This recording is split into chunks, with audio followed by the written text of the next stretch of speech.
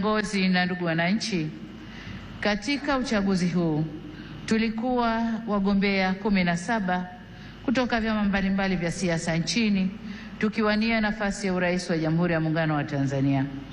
Napenda kuwashukuru sana wenzangu 16 ambao kwa hakika wameonyesha ukomavu wa kidemokrasia kwa kuendesha kampeni ambazo tulishindana kwa hoja na sote tulionyesha kuwa siasa sio vita. Tumemaliza vyema uchaguzi na kumpongeza aliyeshinda. Aidha, nitumie fursa hii pia kumpongeza sana Rais wa Zanzibar na Mwenyekiti wa Baraza la Mapinduzi, Mheshimiwa Dr. Hussein Mwinyi na vyama vya siasa vilivyoshiriki uchaguzi Zanzibar kwa kumaliza uchaguzi kwa salama na amani. Zanzibar oye! Pongezi zangu pia ziwaendee wote walioshinda kwenye nafasi za ubunge, ujumbe wa Baraza la Wawakilishi na udiwani kote nchini. Kwa wote niwaambie, uchaguzi umekwisha.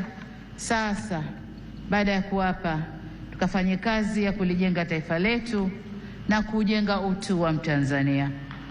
Waheshimiwa marais, viongozi, ndugu wananchi, shughuli inakuwa nzuri na ya kufurahisha ikihudhuriwa na ndugu zako wanaokupenda. Tanzania leo imejawa na furaha kubwa kuona baadhi ya waheshimiwa marais wenzangu na viongozi mbalimbali wa nchi jirani na nchi marafiki wamejumuika nasi katika tukio hili.